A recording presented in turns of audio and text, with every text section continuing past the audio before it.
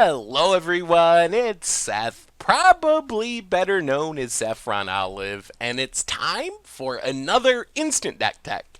So as you know, Wednesday means it's Wildcard Wednesday here in Instant Deck Tech land, and our deck today is certainly wild. We're heading to Legacy for Tezzeret Tezzeret and Birthing Pod in Legacy.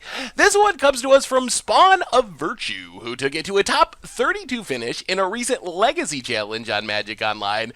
So congrats to Spawn of Virtue on a really spicy, super cool mashup of a deck.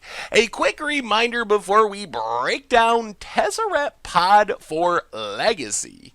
If you enjoy this deck and you want to see it made into videos, take a minute, click the like button, the subscribe button, leave a comment, anything you can do to support your deck, because whichever deck is most popular gets a shot at being made into videos next week. So Tezzeret Pod, as the name suggests, is built around Birthing Pod. So Birthing Pod, if you weren't playing a few years ago, was at one point the best card in the best deck in Modern, and now it's kind of making its way into Legacy. So 4 mana, well, 3 in a Phyrexian green mana, you get an artifact that lets you pay 2 mana, or actually 1 in a Phyrexian green mana, sack a creature, and you search for a creature with basically the converted mana cost 1 more than what you sacrifice. So you sack a 2-drop, you can get a 3-drop. You sack a 5-drop, you get a 6-drop. Put it directly onto the battlefield, and you can only do this as a sorcery. So the idea of this deck, and of Birthing Pod decks in general, is to kind of go up the Birthing Pod curve. You start off with a small creature, like a 2-mana creature, and that's going to turn into a 3-mana creature, and then a 4-mana creature, and eventually you're getting really big, huge things for free with Birthing Pod.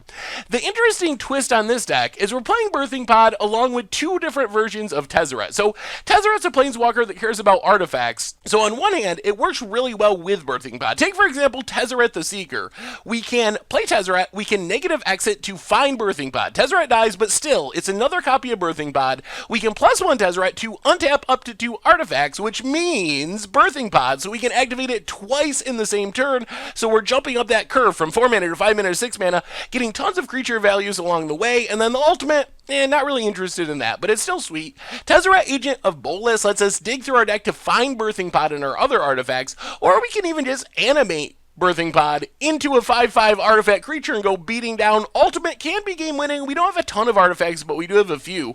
So that's kind of the main theme of the deck. We have some artifact stuff going on, and we're working our way up the Birthing Pod curve. So to really understand the plan of the deck, we got to kind of start at the beginning of the curve and work our way up. So in our 2-drop slot, we have Baleful Strix and Glitness Crane, and you'll see with Birthing Pod decks, what you really want is creatures that give you value when they enter the battlefield. So Baleful Strix comes down, draws us a card, and then we're going to end up with an extra card in our hand, plus a 2-mana creature we can sacrifice to Birthing Pod to get a 3-mana creature directly on the battlefield. Glitness Crane, kind of the same way. It draws us an artifact, hopefully, if we have one in our top 4, and then we can sacrifice it to Birthing Pod, get something else. It digs through our deck to find the Birthing Pod. Baleful Strix, also really scary with our Tezzerets, becoming a 5/5, draining with the ultimates. In the 3-drop slot, we got a bunch of different options. Leovold doesn't have any really specific synergy with our deck. It's just basically very powerful. Too good not to play if you're in the colors for it. Minister of Pain lets us sack a random creature to kill a bunch of Lingering Souls tokens with Exploit.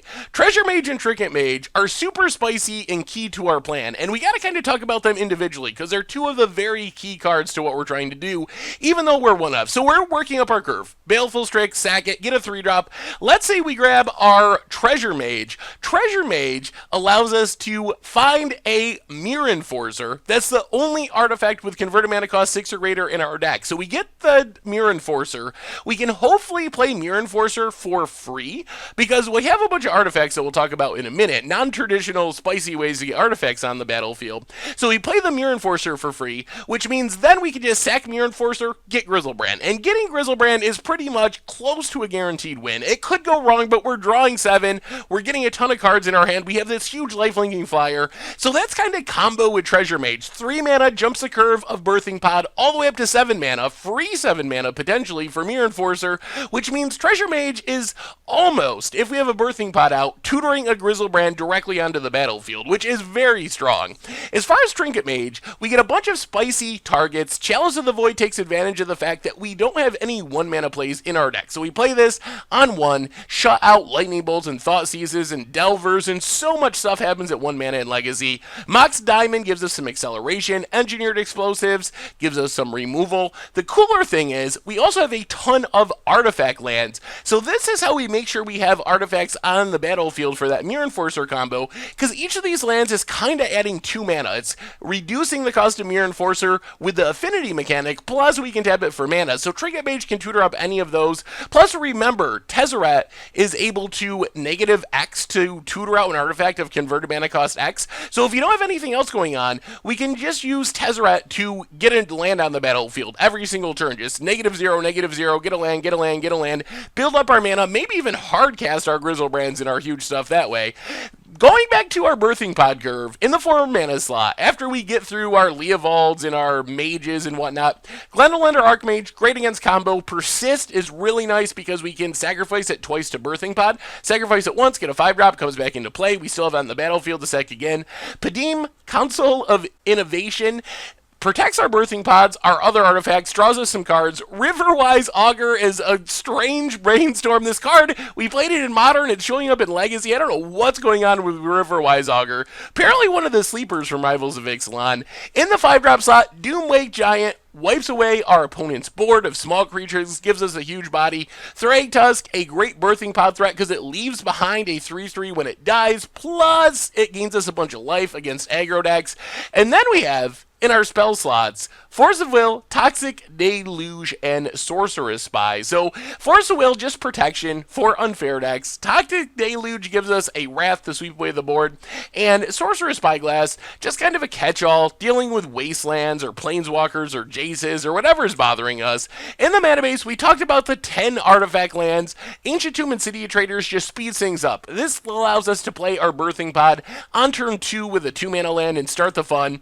Then we have a bunch of weird fixing. Spire of Industry gives us the ability to tap for mana of any color, pretty helpful. Darkwater Catacombs and Darkslake Shores for blue-black mana. And then in the sideboard, we have kind of another combo. Helm of Obedience, artifact we tutor up if we have Leyline of the Void out, which we want for Graveyard Hate anyway. We're able to just kill our opponent on the spot by exiling their entire library with 1 activation. Tormod's Grip, more Graveyard Hate. Welding Jar to protect our birthing pods. Flusterstorm, Misdirection, also protection spells essentially.